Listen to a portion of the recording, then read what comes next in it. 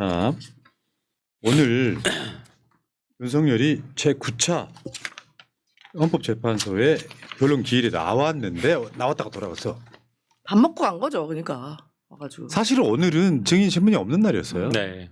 오늘은 뭐 있었냐면은 서면 증거와 주장을 정리하는 그런 날이었습니다. 근데 윤석열이 나왔던 이유는 20일 날 못 나오니까 이거 확정해 달라고 나왔는데 기각됐어. 20일 목요일이에요. 사실은 마지막 변론일 네. 가능성이 높아요. 더 받아주면 우리가 언제로 갈 거야. 진짜 그건 말이 안 되는 것 같고요.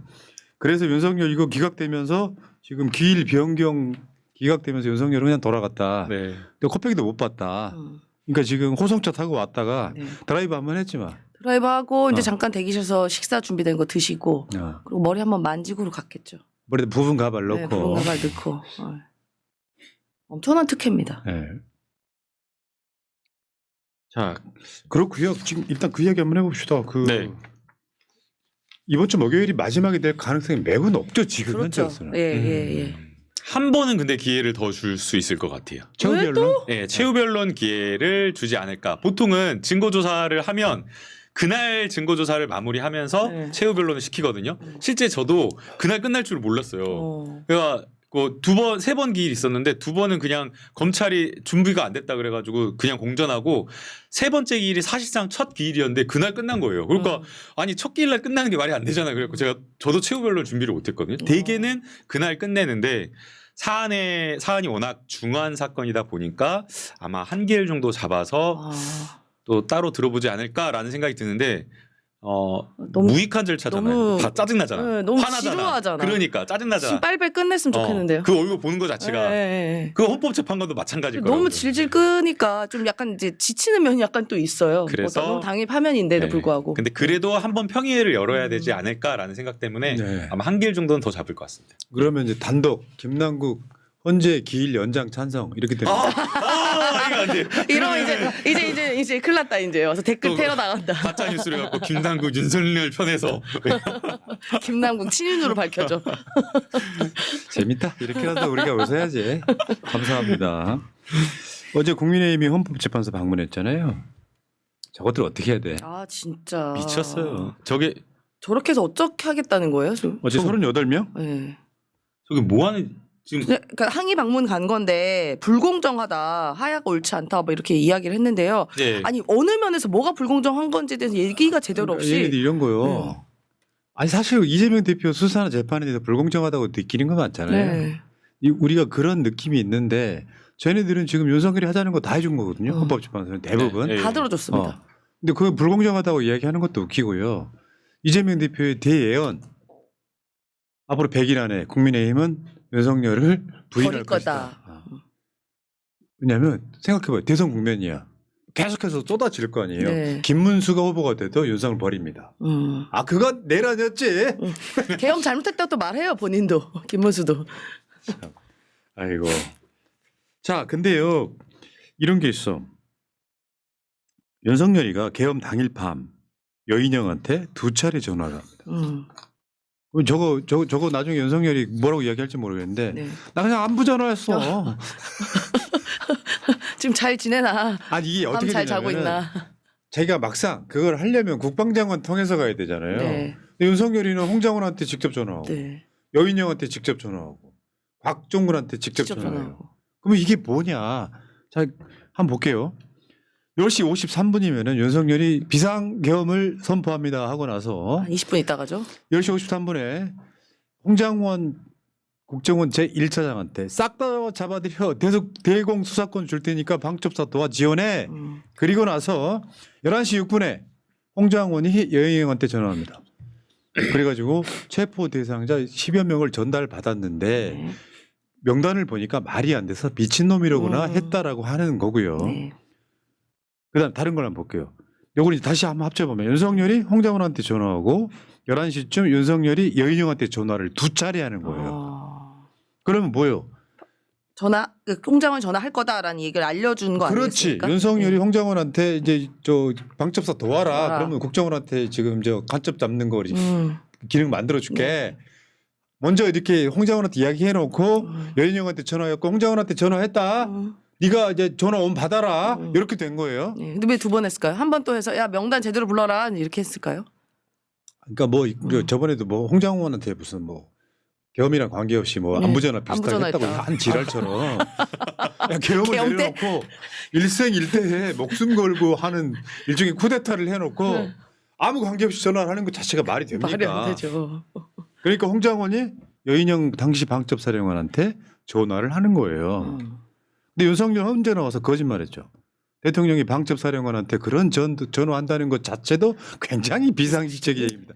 그래서 네가 비상식적이라는 거야. 아니 근데 이 영상을 진짜 봤어요. 뻔뻔하다. 이 영상을 봤는데 너무나 얼굴이 뻔뻔하고 두꺼운 거예요. 사실은 저희가 거짓말을 하면 뭐 연인 간에 뭐 연애하면서 여자친구한테 거짓말한다 그러면 양심이 걸리니까 자신감이 없고 눈빛이 흔들리고 눈을 네. 잘 못 마주치고 네. 목소리가 기어들어가고 그래야 돼요. 네. 근데 윤석열은 오히려 더 소리를 질러. 목소리를 높여. 이거 너무나 아예 이게 거짓말하는 거에 대한 그게 없는 거야. 양심이 없는 거야. 그러니까 그게 너무 꺼리낌이 없어요. 그러니까 지금 우리가 개인 간에도 이렇게 막 얘기하다 거짓말 하더라도 약간 민망하잖아요 스스로가. 그러니까. 근데 이것도 헌법재판 본인의 파면을 결정한 헌법재판이라는 이 엄중한 자리에서 거짓말 뻔뻔하게. 이건 나 리플리 중국 같아. 국민이 생방송으로 그 장면을 보고 있고 헌법재판관이 아주 높은 법대에 올라서 하나하나 몸짓, 태도, 표정 이런 거 보고 있잖아요. 그렇죠. 근데 그 상황에서 이렇게 뻔뻔하게 거짓말. 막 그러니까 삿대질하고. 예. 큰 대명제가 있어.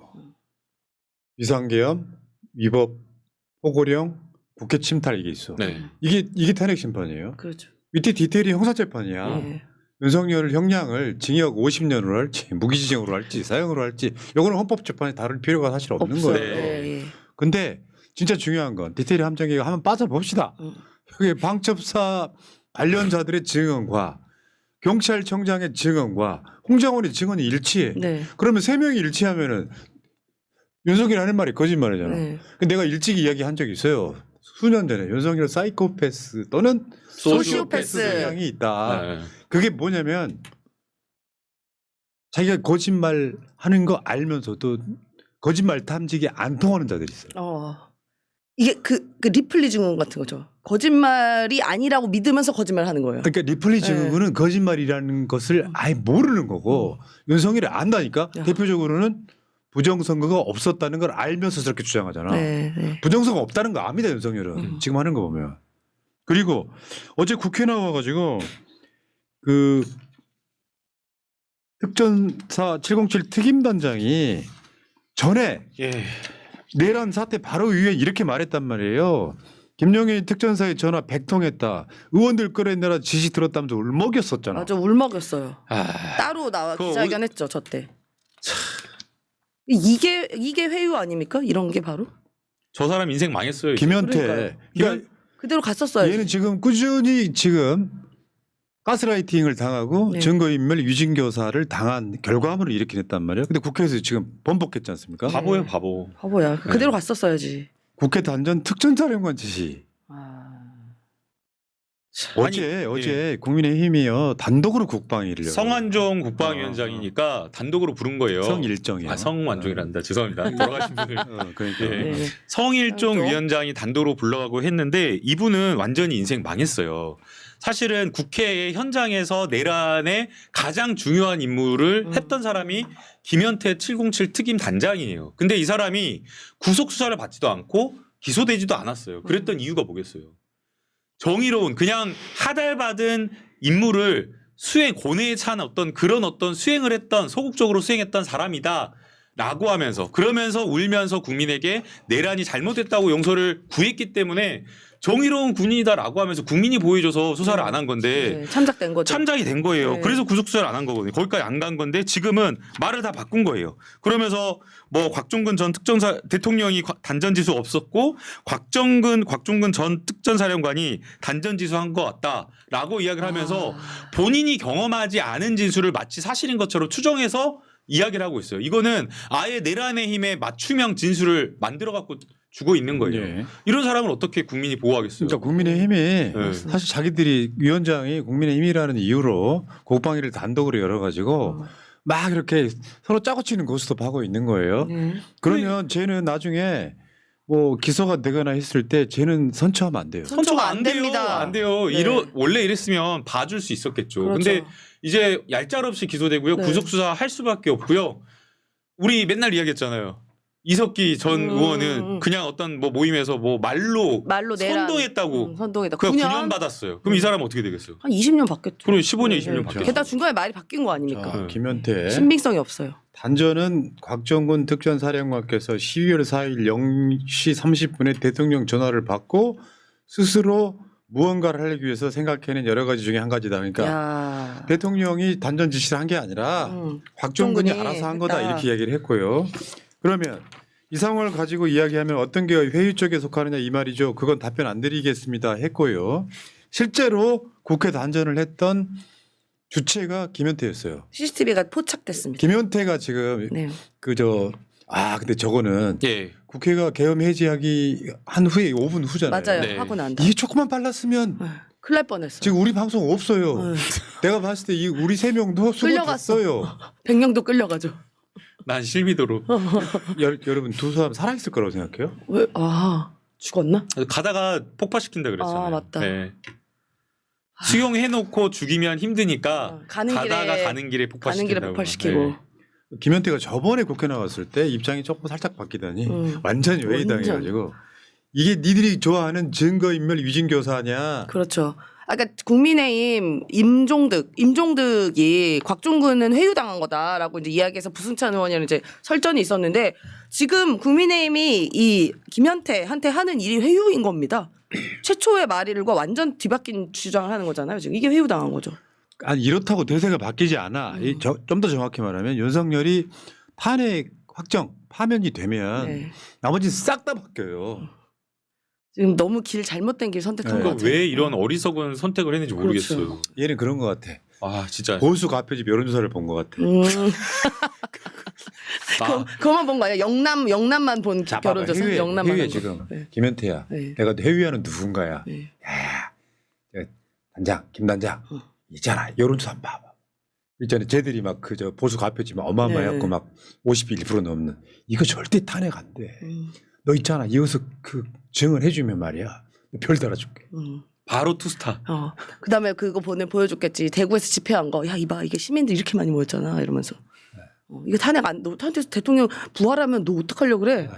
이랬겠죠. 그러니까 김현태로 세상을 못 뒤집고요. 이제는 김현태는 윤석열 편에 섬으로써 그 당시 특전사, 뭐 소방사, 경찰 등 방첩사 등과 다른 증언을 실무자들 중에서 지금 김현태의 증언은 탄핵 재판에 아무런 영향을 주지 않습니다. 예, 아무런. 자, 결국은 그런 거 아닙니까? 그거들이 어떻게 믿겠어요? 야 김현태가 증언했다. 그 뭐 단전하라는 지시는 대통령이 내린 게 아니고 곽정근이가 내린 건데 곽정근하고 홍장원이 지금 탄핵 조작을 하고 있다. 이렇게 이제 선동할 거 아니에요? 그러니까 네. 만약에 그 지시가 곽종근 사령관을 통해 가지고 윤석열 대통령이 했다. 딱 그 사실 하나만 있고 그리고 곽종근 사령관의 진술이 신빙성이 흔들리는 상황이다라고 하면 아마 김현태 이 단장의 진술이 굉장히 의미가 있을지 모르겠어요. 증거 가치가 있고. 근데 지금 단전 단수와 관련되어서는 이상민 전 장관도 계엄 시민회에서 쪽지를 몰려서 단전 단수 봤다라고 하잖아요. 그다음에 소방청장이 그다음에 경찰청장이 소방청장이 이상민 전 장관으로부터 단전 단수와 관련된 지원하라라는 지시를 받았다라고 이야기를 하고 있고 네. 소방청 차장도 이야기하고 있어요. 그다음에 무수히 그 밑에 있는 군 참모들이 다 단전 단수를 이야기를 하고 있는 상황에서 이게 무슨 의미가 있냐고요. 그러니까. 자기가 윤석열하고 곽종근 그 외에 어떤 사람들에 대해서 진술을 할 수도 없는데. 이거 뒤집어지지 않아요? 네. 결정적인 게 있어요. 네. 김현태는 그 당시에 국회로 내려왔잖아요. 헬기 타고. 네.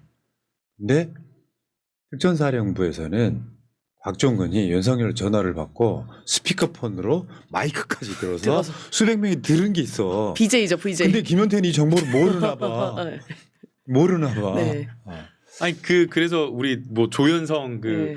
헌재에서 직권으로 증인 신청한 예. 거기가 그러잖아요, 사령관이. 다 들었다고.